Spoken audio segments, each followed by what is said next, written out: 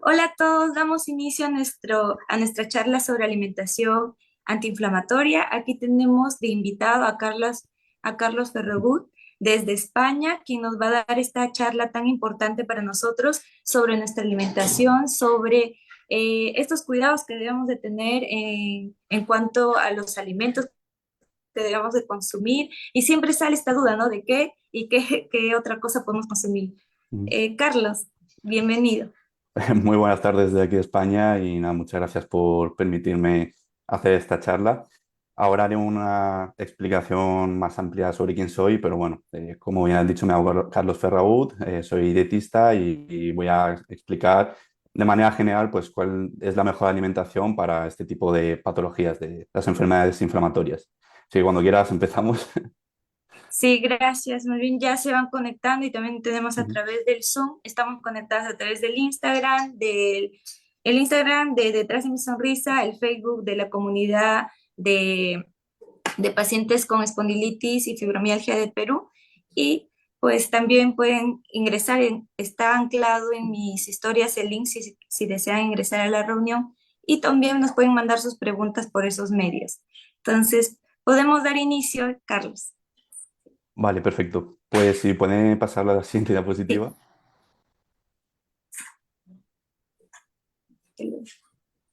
Vale, bueno, por explicar un poquito de qué va a ir la charla, pues voy a explicar un poco cuáles son los pilares antiinflamatorios que debemos de cumplir para tratar de reducir la inflamación en estas patologías. Voy a dar una serie de alimentos recomendados que debemos de priorizar, otros a moderar y otros a reducir. Voy a explicar un poquito, pues, suplementación interesante para estas patologías, algunos micronutrientes claves y, bueno, al final, unos consejos prácticos. Hablaremos un poco de los mitos que solemos encontrar en estas patologías y al final del todo, pues, resolveremos las dudas que tengáis. Si puedes pasar de diapositiva, por favor. Bueno, por presentarme un poco más, como decía, me llamo Carlos Ferragut y soy dietista, especialista en alimentación para enfermedades inflamatorias y yo también tengo una de estas patologías que es la espondilitis anquilosante. Yo me encargo pues de ayudar a personas a mejorar su alimentación con planes nutricionales adaptados, seguimientos constantes y educación nutricional. Y bueno, si queréis saber mucho más sobre alimentación y estas patologías, podéis encontrarme en redes sociales como Instagram, YouTube, mi página web, no tiene pérdida, en todos lados me llamo igual, Nutritional Trainer. Y luego tengo también mi correo electrónico, pues bueno, si os queréis poner en contacto conmigo o incluso luego queréis también la presentación, pues os la puedo pasar en PDF. Y bueno, ahí tenéis el correo electrónico que es carlosferraunutrición@gmail.com. Siguiente, por favor. Vale, antes de nada, aclarar tres cosas a modo de introducción. Lo primero es que yo lo que voy a explicar va a ser, digamos, una alimentación bastante general, ¿vale? La alimentación siempre tiene que ir personalizada a cada persona según sus circunstancias y sus patologías. Entonces, yo voy a dar una serie de recomendaciones que, bueno, pues habrá ciertas patologías en ciertas personas que habrá que eh, cambiar algunas cositas, digamos, ¿vale? Voy a hablar siempre desde generalidades. Luego, como comentaba antes, voy a hablar sobre alimentos recomendados, alimentos que debemos moderar o alimentos a reducir. Cuando yo me refiero a moderar o reducir, es importante que quede claro que yo no digo eliminar. ¿Vale? A mí no me gusta hablar de eliminar alimentos, de que estén prohibidos, porque eso muchas veces pues, genera culpa o genera estrés, genera ansiedad. Entonces yo cuando hablo de esos alimentos, me refiero a que son alimentos que debemos de tratar de reducir todo lo posible porque no son beneficiosos para la salud, pero que si alguna vez los consumís no pasa absolutamente nada y también para la salud mental pues a veces son muy importantes, así que es importante no sentir culpa cuando los consumamos. Y luego por otro lado, ahora os explicaré qué es esto de los pilares antiinflamatorios, pero digamos que la alimentación es un pilar muy importante para tratar de reducir la inflamación todo lo posible, pero no es el único pilar. Es decir, que si tú te alimentas muy bien, pero luego no cumple lo demás, pues puede ser que mucho no estés haciendo. Es importante tratar de cumplir todos los pilares posibles, ¿vale? Entonces, si puedes pasar, por favor. Vale, para empezar, también a manera de introducción, pues explicar qué es una enfermedad inflamatoria. Esto supongo que todos los que nos estén viendo, pues más o menos lo sabrán, porque imagino que tendrán alguna de estas patologías.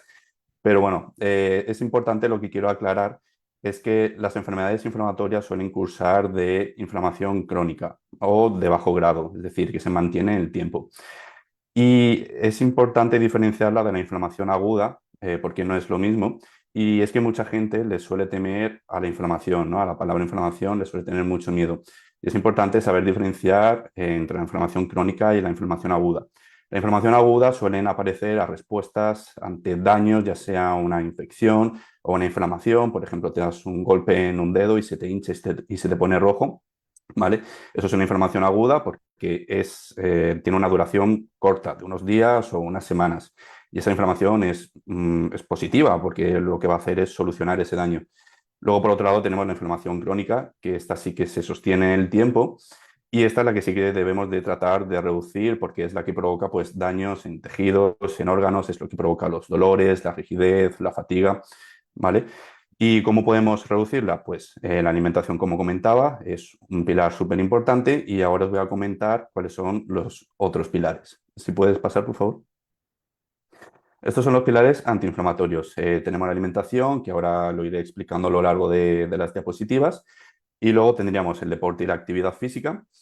Es muy importante que siempre esté adaptado a la persona según su capacidad, porque, por ejemplo, el entrenamiento de fuerza es un ejercicio fundamental que ayuda muchísimo a reducir la inflamación, pero también hay que ser consciente de que a lo mejor no todo el mundo se puede meter en el gimnasio, pero digamos que no es un problema. Lo importante es al final que tú te muevas, que tengas actividad física. Si no puedes ir al gimnasio, pues salir a andar, nadar, por ejemplo, hacer bicicleta, yoga, pero lo importante es moverse todo lo posible.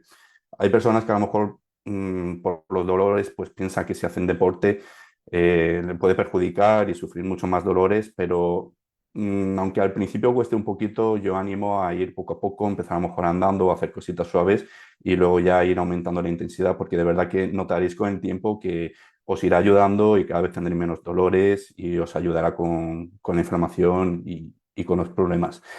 Luego tenemos la salud mental, que también es fundamental, ya que se ha visto que hay una relación entre esa inflamación. Entonces, yo aquí recomiendo lo primero, pues que siempre acudáis a un profesional, igual que en la alimentación, pues a un dietista o nutricionista, o en el deporte, pues a un entrenador, que acudáis a un psicólogo o un psiquiatra y luego también pues apoyaros todo lo posible en comunidades como esta, en tu familia, en amigos y luego muy importante pues practicar cosas que os ayuden a reducir ese estrés, ya sea pues por ejemplo meditar, la lectura, el deporte mismo, hacer algún hobby que os guste, al final lo que os ayude a reducir el estrés. Y por último, también muy importante, controlar la medicación. Si los médicos os mandan antiinflamatorios, acordaos de tomároslos, si os mandan biológicos también. Muy importante cumplir con las citas médicas. Si tenéis cualquier problema, hablarlo siempre muy bien con vuestros médicos de cabecera o con vuestros reumatólogos. Si puedes pasar, por favor. Vale, ahora os voy a explicar pues, los alimentos que tenemos que priorizar, que moderar y que reducir. En primer lugar, tenemos los que priorizar. En cuanto a proteínas, tenemos, por ejemplo, las proteínas magras, como pollo o pavo, y pescados blancos, como el bacalao o la merluza. Estos alimentos no son alimentos muy calóricos, son saciantes, ricos en proteínas, de buenas grasas, bajos en colesterol. Así que son una muy buena fuente de proteínas, las cuales debemos de priorizar. Luego tenemos, por ejemplo, mariscos, yogur y queso, incluso las legumbres, que bueno, estos alimentos dependerán un poco más de las tolerancias de cada persona, porque no todo el mundo puede tomar lácteos o las legumbres les pueden sentar un poco mal, pero también son buenas fuentes de proteína. Y luego tendríamos frutos secos, semillas y las hojas y sus derivados, como por ejemplo el tofu o la soja texturizada. En cuanto a hidrato de carbono, pues es importante priorizar siempre en granos enteros, avena, arroz integral, pasta integral, arroz integral, siempre priorizar en lo integral. Aunque aquí también, pues como digo, dependerá un poco de la persona. En un síndrome intestino irritable, por ejemplo, que tenga predominio de diarrea, pues a lo mejor no interesa tanto integral porque esa fibra que tiene extra le puede perjudicar y provocar más diarrea y a lo mejor tiene que priorizar en su alimentación pues arroz blanco o granos, digamos, un poco más refinados, ¿vale? Esto siempre hay que adaptarlo mucho a la persona. Pero es importante priorizar los integrales porque, como digo, tiene más fibra, lo que es muy beneficioso, y tiene también más vitaminas y minerales. Luego tenemos de nuevo las legumbres, verduras y tubérculos, frutas y, y bueno, los cereales integrales. Pues luego tenemos las grasas saturadas, insaturadas, perdón. Hay diferentes tipos de grasas, como por ejemplo las saturadas, las monoinsaturadas, las insaturadas, y estas son las que debemos de priorizar. Estas las encontramos en aceites como el aceite de oliva, en frutos secos, semillas, en, por ejemplo, frutas como el aguacate o las aceitunas, y luego el cacao, que también puede ser muy beneficioso, pero importante que si es en polvo, que sea cero azúcares añadidos, y si es en tableta, pues que sea mínimo un 80% de cacao. Y por último, tendríamos los fermentos, que son unos alimentos bastante interesantes, que cada vez se están viendo que tienen más beneficios, y es que son muy ricos en probióticos, que son microorganismos pues que se ha visto que ayudan a aumentar la absorción de nutrientes, fortalecer el sistema inmunológico, incluso en algunos estudios se está viendo que ayudan a reducir la inflamación.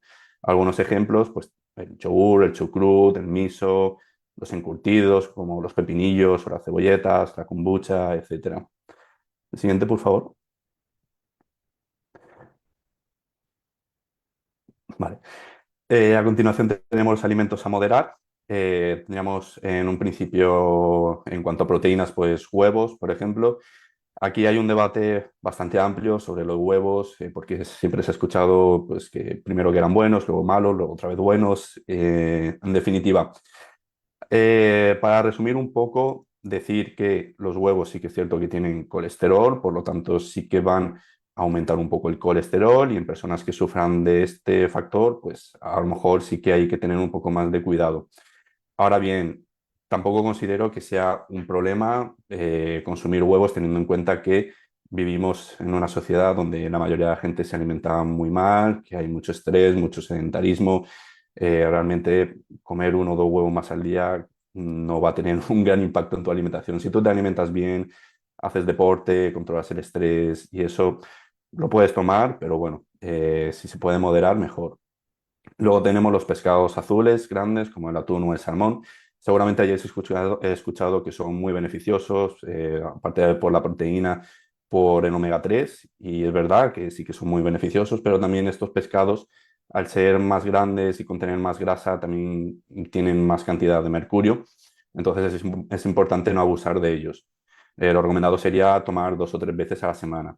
Incluso si tomas, por ejemplo, atún en lata, también hay que tener cuidado porque puedes pensar que a lo mejor no tiene mercurio o metales, y sí que puede tenerlos. Y luego tendríamos embutidos de buena calidad, pues bueno, el jamón serrano o el pavo, alrededor del 90%. Eh, el jamón serrano sí que, bueno, es verdad que tiene bastante sal, y el pavo también suele contener bastante sal, por eso habría que moderar el consumo. Pero bueno, si lo podéis encontrar incluso bajos en sal, pues perfecto. Y luego estarían los productos procesados de la soja. Esto ya serían, por ejemplo, todos los alimentos que imitan a carnes, como hamburguesas y tal, que al final, para conseguir consistencias parecidas a las hamburguesas de carne, el color, el sabor y todo eso, pues suelen llevar bastantes productos. Entonces, bueno, si se pueden moderar, mejor. Luego, en cuanto a hidratos de carbono, pues tendríamos a cereales no integrales y zumos y licuados. Si puedes consumir siempre la fruta entera, ¿vale? Con su fibra, mucho mejor, va a ser también más saciante. Y luego, por otro lado, tendríamos grasas saturadas, que, bueno, en pescados grasos como el salmón, la caballa, sardinas, etcétera, o los huevos, pues digamos que son fuentes saludables de grasas saturadas, pero si luego podemos evitar todas las que vienen de ultraprocesados como pizzas o hamburguesas o etcétera, pues mejor. Pero en principio estas digamos que son como grasas saturadas buenas, para que se entienda, entre comillas. Si puedes pasar, por favor. Vale, en cuanto a alimentos a reducir, pues tendríamos las carnes rojas en las proteínas, como el cerdo, el cordero, etcétera, porque como comentaba, pues tienen muchas grasas saturadas y mucho colesterol. Luego tendríamos embutidos de mala calidad, pues como el salchichón o la mortadela, pues más de lo mismo, o procesados cárnicos como las salchichas o las hamburguesas. Tienen muchos aditivos, tienen nitratos y nitritos, mucha sal, grasas saturadas, colesterol, etcétera. Así que todo esto, cuanto más lo podamos reducir, mejor. Luego de hidrato de carbono, pues reducir todo lo que son azúcares añadidos, azúcar de mesa, jarabe de maíz, miel, jarabe de arce, hay mil maneras y mil nombres de encontrarlos, que principalmente los podemos encontrar en ultraprocesados, entonces, bueno, intentar siempre consumir cosas que no tengan azúcares añadidos. Y luego, pues todo lo que son patatas fritas, dulces, refresco, bebidas azucaradas, etcétera. Y por otro lado tendríamos las grasas trans, que todas estas las encontramos, pues lo que son panadería comercial, galletas, pasteles, snacks procesados, comida rápida, productos congelados. Todo esto, cuanto más lo podamos evitar, mejor. ¿Puedes pasar, por favor? Vale, en cuanto a suplementación antiinflamatoria, interesante, esto también habría que, digamos, adecuarlo a la persona, ¿vale? Pero bueno, pues todos algunos que son bastante interesantes, así para la población general. En primer lugar, tendríamos el omega 3 que reduce la inflamación. No es que reduzca la inflamación como tal, pero sí que ayuda al equilibrio entre omega 6 y omega 3, que es siempre como un equilibrio. Y lo importante es que no esté muy desbalanceado, perdón. El omega 6 siempre suele estar un poco más elevado que el omega 3. El problema es que si tú te alimentas muy mal, por ejemplo, no comes pescado azules y luego comes muchos ultraprocesados y muchas fuentes de grasas de mala calidad, el omega 6 se dispara y el omega 3 queda muy reducido, entonces se desequilibra mucho la balanza y eso hace que entre en un estado inflamatorio. Entonces, si cuidas tu alimentación y además aportas omega 3, que en el caso de personas con enfermedades inflamatorias los requisitos son mayores, puedes balancear más ese equilibrio y digamos que puedes ayudar a reducir esa inflamación. Luego tendríamos la cúrcuma, que bueno, que se ha visto que tiene potentes propiedades antiinflamatorias y antioxidantes. La vitamina D, que está mejorada, que está asociada con un mejor pronóstico en enfermedades inflamatorias, ayuda al sistema inmunológico y sobre todo el tema de la osteoporosis. El magnesio, que últimamente está muy de moda, tiene mil funciones y se estima que bastante población tiene déficit de magnesio. Ayuda a todo lo que es la función muscular y nerviosa, ayuda pues a reducir el dolor asociado con enfermedades inflamatorias y sobre todo a mejorar el descanso. Luego tendríamos probióticos, que son bastante interesantes pues, para algunas patologías intestinales o incluso si estás con antibióticos, aunque aquí siempre recomiendo que hables con vuestro médico, no vaya a ser que interfiera con algún medicamento, con algún antibiótico. Y luego tendríamos el ashwagandha, que también ayuda bastante a lo que es el estrés, reducir el cortisol y se está viendo que puede tener beneficios en enfermedades inflamatorias. En este caso también, todo lo que es suplementación, si lo podéis hablar antes con vuestro dietista, nutricionista o vuestro médico, mucho mejor, porque a veces pues, puede tener interferencia con algunos medicamentos, entonces para asegurarnos de que no haya ningún problema. Si puedes continuar, por favor. En cuanto a micronutrientes claves, pues tenemos la vitamina D, como he dicho anteriormente, sobre todo pues, para la respuesta inmunitaria es muy importante y lo que es la osteoporosis, igual que el calcio, ambas están muy relacionados.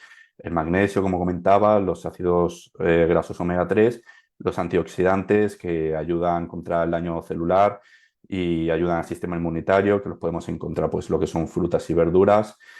Y luego tendríamos el hierro, que también pues, hay que tener mucho cuidado con él. Si os pueden ir haciendo analíticas cada X tiempo para medir pues, tanto la vitamina D como el hierro y eso, pues estaría genial.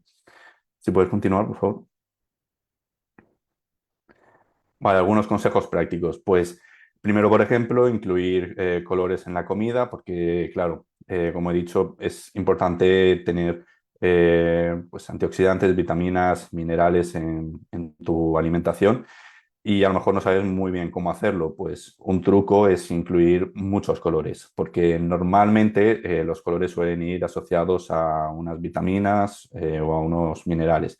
Entonces, si tú, por ejemplo, te haces una ensalada, pues en lugar de hacerlo todo verde, pues puedes poner verde de la lechuga, el rojo del tomate, el naranja de lo que sea. O sea, ir variando y intentar que haya muchos colores en tus comidas. Luego cambiar los cereales refinados por los integrales, como he comentado. ya que contiene más fibra y nutrientes. Añadir buenas fuentes de omega 3, el pescado grasos, al menos 2 veces a la semana. Y luego también pues, podéis obtenerlo de semillas como la semilla de chía o, por ejemplo, frutos secos como las nueces. Usar especias antiinflamatorias. Eh, bueno, aparte de aportar sabor, pues también nos pueden ayudar, como la cúrcuma, el jengibre, la canela, el ajo. Tampoco es que vayan a tener un impacto brutal, pero bueno, todo lo que se pueda, todo lo que pueda ayudar a la alimentación, pues mejor, mejor.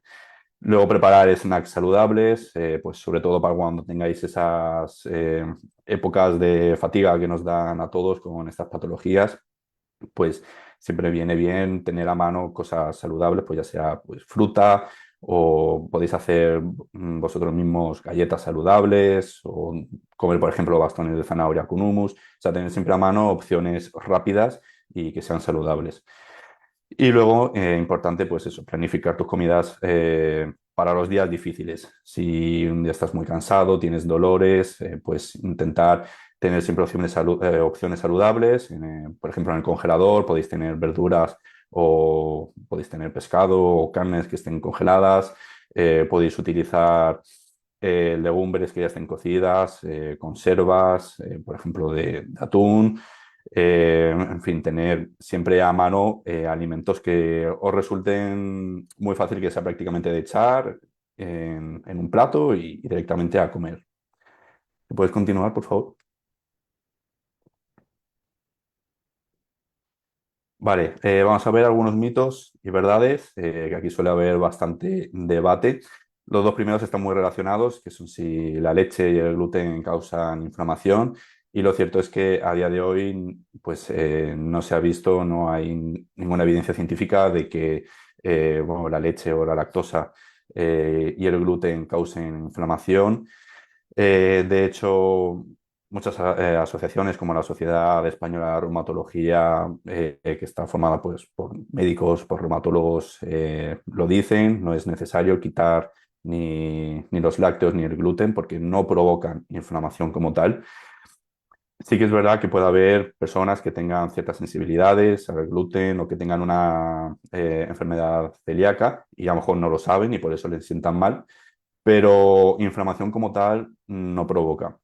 Si alguna persona os dice, es que yo me he quitado el gluten y me encuentro mejor, pues puede deberse a muchas razones. Puede ser, por ejemplo, porque al quitarte el gluten te has quitado muchos ultraprocesados, pues como galletas o mucha bollería industrial o cosas por el estilo. Puede ser también efecto placebo, que a lo mejor tú piensas que te encuentras mejor cuando realmente no ha tenido ningún impacto en tu alimentación. O como digo, que a lo mejor tienes una sensibilidad al gluten o celíaca y no lo sabes. Y bueno, el hecho de quitarte el gluten pues hace que te sientas mejor, pero no por el hecho de ser inflamatorio. Luego, lo que os comentaba antes, que la inflamación siempre es mala, pues como hemos visto, ¿no? La inflamación también es importante, sobre todo la aguda, pero lo que hay que tratar es de controlar lo que es la inflamación crónica. Luego que debemos desintoxicar nuestro organismo, está muy de moda pues todo lo que son zumos detox y cosas por el estilo. Realmente no hace falta desintoxicar nuestro organismo, nuestro cuerpo ya está muy preparado para eso, el hígado, los riñones, incluso la piel, los pulmones. Tenemos muchísimos órganos que se encargan de desintoxicar. Si estás intoxicado, lo mejor es que vayas corriendo al hospital a que te traten, pero no es necesario tomarte esos zumos. Tú lo puedes tomar si quieres y te gusta, simplemente por eso, por disfrutar de un batido de verduras y de frutas, pero no es que vaya a tener una función de desintoxicar. Luego, pues bueno, alimentos prohibidos que nunca deberías comer. Como he dicho, yo no soy muy prohibitivo en ese sentido. Sí que hay gente que es mucho más rígida y prohíbe alimentos. Yo creo que eso al final te puede causar mucho más estrés en cuanto a lo que es salud mental, puede ser más perjudicial. Eh, a mí me gusta más hablar sobre alimentos a reducir, ¿no? Si tú, por ejemplo, tienes un día un cumpleaños y te apetece comerte un trozo de tarta, pues no pasa absolutamente nada. Todos sabemos que la tarta pues, no es el mejor alimento del mundo porque tiene mucho azúcar y grasas de mala calidad, pero es un momento puntual. Tú no vas a tener cumpleaños todos los días, entonces te va a hacer casi más bien el hecho de comértelo y no tener estrés y ansiedad que el dejar de comértelo. Luego, tema de hinchazón e inflamación. Mucha gente suele decir que suele confundir estos términos ¿vale? Hinchazón sería lo que nosotros diríamos como distorsión abdominal, o sea, cuando tú te sientes como la barriga hinchada, llena, ¿no? Que ves que abulta mucho, eso sería el hinchazón. Y luego la inflamación es pues, la reacción de nuestro cuerpo, ya sea aguda o crónica. La hinchazón suele estar más relacionada con intolerancias, pues, por ejemplo, a la lactosa, te sienta mal, eso en el intestino fermenta y provoca gases, que es lo que hace que se te hinche el estómago, pero eso no quiere decir que la lactosa te inflame, ¿vale? Y empeore tu enfermedad inflamatoria. Es importante saber diferenciar estos dos aspectos. Luego está el tema del ayuno, que también pues, hay mucha controversia, mucha gente que dice que el ayuno es prácticamente milagroso. El ayuno hay muchos estudios que sí que es verdad que se están viendo que pueden tener algunos beneficios, aunque la mayoría de ellos vienen debido a un déficit calórico provocado por este propio ayuno, ¿vale? Pero no porque el ayuno tenga grandes beneficios en sí. Em, de hecho, muchos beneficios que se hablan sobre el ayuno, como la autofagia, se pueden obtener de otras maneras, como por ejemplo entrenando, y además la autofagia es mucho mayor entrenando que haciendo ayuno.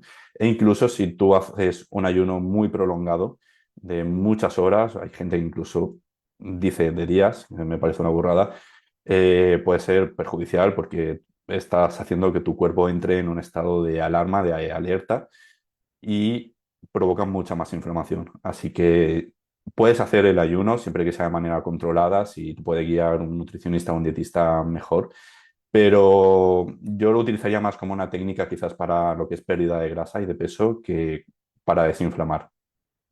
Y luego, por otro lado, tenemos el hecho de quitar los carbohidratos, que hay mucha gente que bueno, piensa que las dietas cetogénicas son muy beneficiosas para desinflamar, pero no hay tampoco evidencia científica y son dietas muy complicadas que si no las haces con un profesional pueden ser hasta peligrosas. Yo he conocido casos de gente que ha acabado muy mal con esas dietas, entonces yo recomendaría que tuvieseis cuidado. No es necesario quitarte los carbohidratos, van a complicarte mucho más la vida. Y bueno, en algunos casos podría ser interesante, pero para la mayoría de la población yo desde luego no lo recomendaría. Si puedes continuar, por favor. Y bueno, ya para terminar, me podéis escribir tanto en Instagram como al correo electrónico si tenéis alguna duda o si queréis que os pase el plan nutricional. Y bueno, si a Maite le parece bien, pues podemos empezar con las dudas.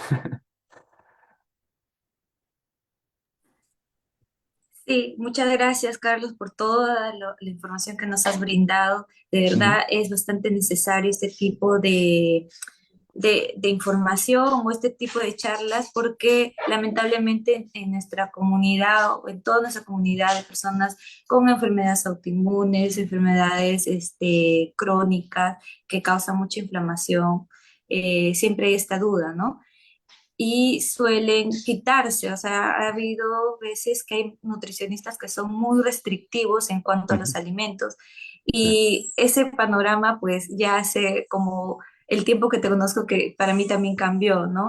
Que ujú. ya no era tan restrictivo que quitarme los lácteos, que quitarme el gluten, que todo este tipo de alimentos que te inflaman y nos causan cierto temor, y ya no queremos ni siquiera consumir algo o como tú dices, no date chance una vez, Sí, un día, ¿no? Que puedas consumir algo porque se te provoca y darte ese permiso y ser gentil también con tu cuerpo, ¿no? Porque a unos le exacto. provoca a veces, Ujú, ¿verdad? exacto.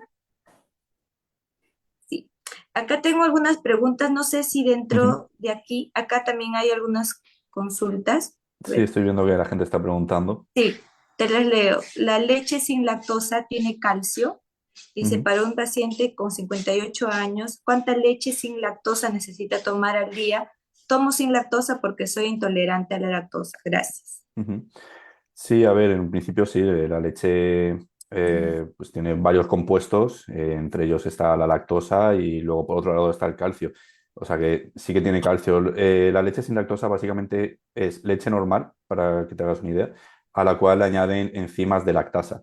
La lactasa, para quien no lo sepa, pues son unas enzimas que nosotros tenemos que ayudan a digerir la lactosa. pero las personas que son intolerantes no, su cuerpo no fabrica la suficiente o no fabrica esta enzima. Entonces es por eso que le provoca la intolerancia, ¿no? Entonces la leche sin lactosa es leche normal a la que le echan Claro. enzimas. Entonces, en principio el calcio no hay problema.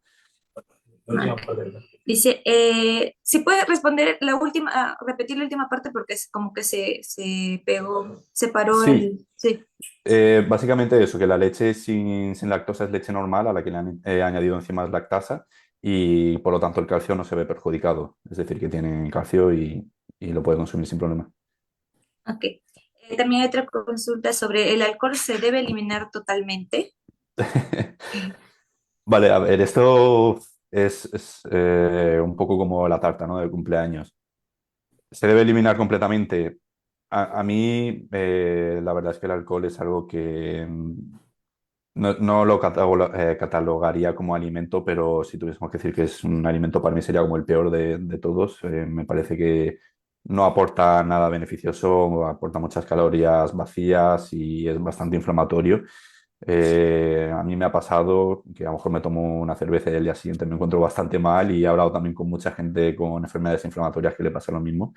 Entonces yo trataría de reducirlo todo lo posible, todo lo posible. Cuanto más os podéis quitar alcohol, mejor porque inflama bastante y no aporta nada bueno. Puedes tomar, pues eso, a lo mejor en algún cumpleaños, en fin de año, en una boda, en momentos puntuales, pero si se puede reducir todo lo posible, mejor. Ok.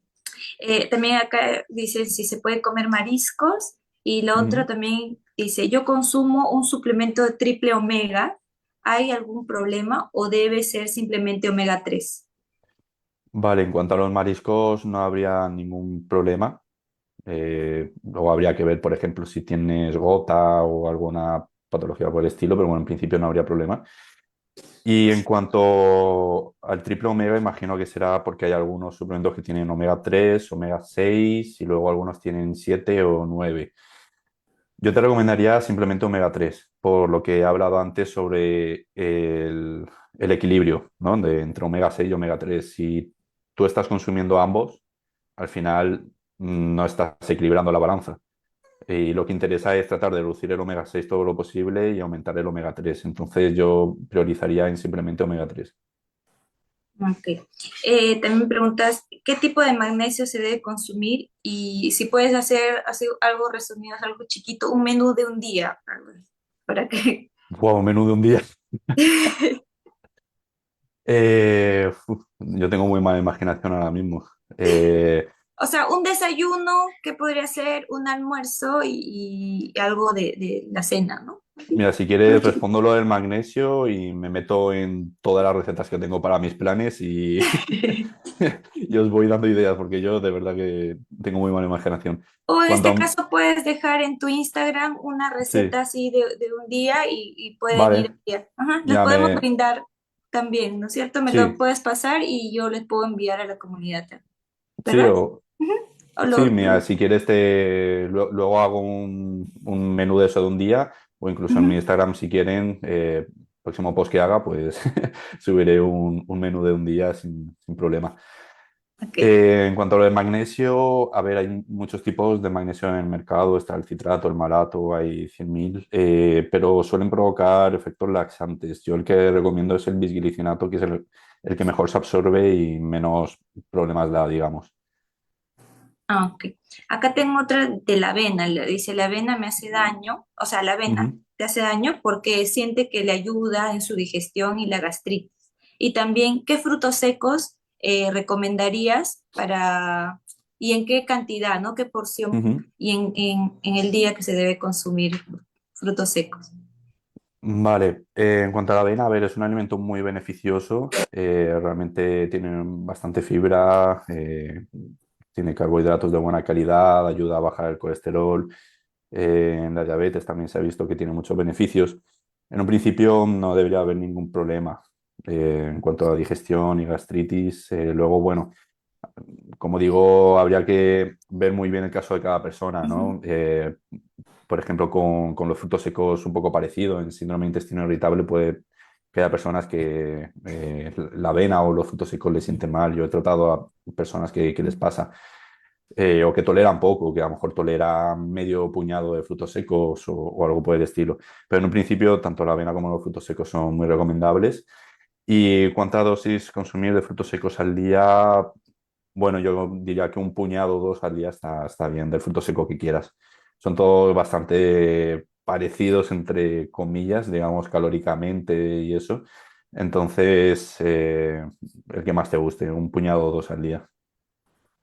Tengo otra pregunta en el Instagram sobre Ajá. las carnes rojas o qué tipo de carnes recomiendas que se deben consumir.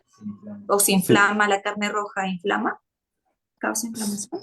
sí, se está viendo que cada vez más estudios que la carne roja pues, es perjudicial para la salud, como comentó, sobre todo por la cantidad de colesterol y de grasas saturadas.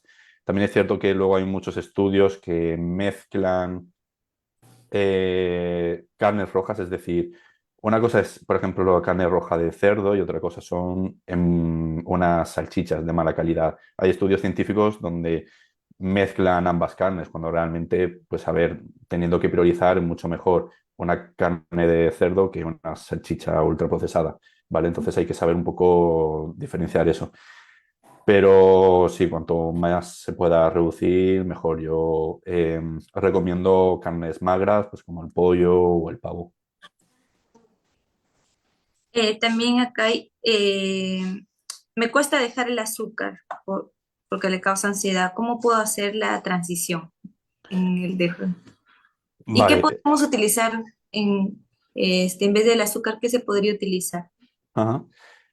Vale, es un tema un poco complejo porque va a depender de la persona. Si, por ejemplo, esa ansiedad que tiene por el azúcar viene por algún estrés que pueda venir de su día a día, ¿no? Por ejemplo, tiene mucho estrés con el trabajo o con la pareja o por algún ámbito familiar o por el estilo, y eso desencadena en que necesite dulce para calmar ese estrés o esa ansiedad. Ahí ya habría que hacer un trabajo multidisciplinar de educación alimentaria y por otra parte también de psicología. Pero bueno, hay diversos trucos. Está, por ejemplo, el mindfulness eating, creo que se decía. Mi inglés es un poco malo, pero bueno, en español es como la alimentación consciente, ¿no? Si, por ejemplo, te apetece comerte una galleta, pues hay un truco, por decirlo de alguna manera, que es intentar ser consciente de todo lo que abarca esa galleta con todos los sentidos. Eh, mira, voy a hacerlo más práctico. Tú, por ejemplo, te sientas en una silla, en un sitio relajado. Intentas que no haya ningún tipo de estimulación, como móvil, televisión, etcétera. Coges la galleta y la ves visualmente, ves pues, si tiene trocito de chocolate, si tiene frutos secos, la puedes oler, ver si huele a vainilla, a chocolate, la puedes tocar, ver si es más lisa, si tiene asperezas. Y poco a poco ir tratando de con todos los sentidos abarcar esa galleta, ¿no? La vas probando, le das un mordisquito pequeño, intentas saborear, notar todos los sabores, masticas lentamente, muy importante el masticar lentamente, y poco a poco te la vas comiendo y vas viendo qué sensaciones provoca en tu cuerpo. Luego, cuando terminas de hacer todo eso, te preguntas, ¿quiero otra galleta? No la quiero. ¿Que te apetece otra galleta? Pues vuelves a hacer otra vez todo el proceso. Ser muy consciente de lo que estás comiendo. Parece una tontería, pero yo esto lo he tratado con personas que les cuesta el tema del dulce y realmente les ayuda mucho. Y me dicen, Jolín, es que a la primera galleta ya como que siento que no necesito más o ya se me ha quitado el mono de dulce. Hay diversos trucos que se pueden trabajar con estos problemas, ¿no? Luego, sustitutivos, bueno, están los edulcorantes, aunque si no se pueden abusar de ellos mejor, sobre todo los polialcoholes, todo lo que acaba en ol, como el maltitol, el xilitol, todo esto si se abusa puede tener efectos laxantes. Pero bueno, en un principio, pues, por ejemplo, la stevia se puede utilizar o luego algunos edulcorantes naturales como la miel. Es importante no abusar porque, bueno, tiene muchas calorías, pero si es un poquito, por ejemplo, en un yogur, una cucharadita pequeña, pues tampoco pasa nada. Yo priorizaría eso, en edulcorantes como la stevia o edulcorantes naturales. Ok. Y otra pregunta que tengo es sobre los carbohidratos, que te recomiendan que los congeles, ¿no? Ujú. Y al día Sí, siguiente recién los puedes consumir. ujú, sí. O sea, sí funciona, es efectivo, así se debería de consumir estos tipos de, como la papa, el camote, el arroz, todos estos tipos de alimentos. No es necesario, no es necesario, pero bueno, siempre viene bien tener verduras, por ejemplo, cortadas o frutas que estén congeladas por lo que comentaba, por tener a mano, pues, buenos alimentos que si tú un día, por ejemplo, tienes mucha fatiga, pues es sacarlo y cocinarlo y es bastante rápido. Luego ya sean carnes o pescados, realmente está muy bien porque no se pierden propiedades prácticamente. A lo mejor en carnes o alimentos un poco más grasos sí que organolépticamente lo que es la textura y el sabor puede cambiar un poco, pero los alimentos congelados son una muy buena opción. Incluso en los supermercados podéis comprar. Yo a veces compro frutas porque, bueno, allí no sé cómo estará la cosa, pero aquí todo lo que son arándanos, por ejemplo, y moras y todo eso es muy caro, pero si lo compras congelado es mucho más barato. Entonces te sale mucho más rentable y son muy buenas fuentes porque siguen conteniendo las vitaminas y todo eso. Mm, ok. Y otra, a ver, en un día de brote o una crisis de dolor, ¿qué alimentos nos podrían aportar como que energía, ¿no? Porque en día de brote hay más fatiga, hay más Ujú. cansancio, uno no, por el tema del dolor no puedes hacer casi mucho, pero qué tipo de alimentos nos podrían aportar un poquito más, ¿no? De energía ese día? A ver, no hay alimentos como tal que tú los consumas y de repente te notes como un boom, ¿no? Por desgracia no lo hay, más allá de a lo mejor la cafeína o cosas por el estilo, pero yo priorizaría más en tener, como digo, fuentes saludables y rápidas, fáciles de hacer, porque es una fatiga que normalmente está relacionada pues con a lo mejor que has tenido un mal descanso, porque tienes dolores o con estrés o porque muchas veces esa fatiga viene porque tu sistema inmunológico está, eh, digamos, en combate, ¿no? Ha entrado en pelear contra tu propio cuerpo, entonces gasta mucha energía. Es importante ahí también el tema de las calorías, eh, en tener un plan nutricional bien adaptado para asegurarte de que tienes las calorías que tú necesitas en el día a día. Entonces, yo le recomendaría, pues eso, acudir a un dietista o nutricionista y que según el caso de cada persona que le vaya aconsejando. Muchas gracias, Carlos, por toda la Ah, información que nos has dado el día de hoy. Gracias por también darnos tu tiempo. mm, Y esta ha sido una charla bastante amena, muy bonita, con la presentación que nos has dado. Y te agradecemos por parte de la comunidad, por parte de Sandra, de Incansable. Y los invito a que sigan en sus redes a Carlos. Lo pueden seguir por Instagram, Facebook, YouTube, sí, y, ¿verdad? bueno, en la página web, el Bueno, correo electrónico, en todo sí. lado me llamo igual, o sea que no he perdido. Y la recomendación es que crees tu TikTok, por favor. Bueno, tengo TikTok, tengo que decirlo, pero no subo muchos vídeos. Lo que subo, básicamente los vídeos que subo en Instagram los resubo a TikTok. Pero si me queréis seguir, ahí está. Ahí está. Sí, muchas gracias. Esta presentación, esta charla va a quedar guardada en tanto en el Facebook de la comunidad y luego en nuestros perfiles de Instagram también lo van a poder encontrar. Y les agradecemos hasta en otro momento que podamos retomar el tema porque siempre salen dudas, consultas y esperamos, ¿no? Que se pueda haber aclarado ciertas dudas eh, sobre este tema porque lamentablemente hay mucha desinformación y pues acá estamos como pacientes empoderados para informarnos y aparte buscar especialistas que nos puedan proporcionar esta información y ayudarnos. Ujú. Gracias, Sí. Carlos. Nada, vosotros, por mi parte, daros muchísimas las gracias por tenerme aquí a dar la charla.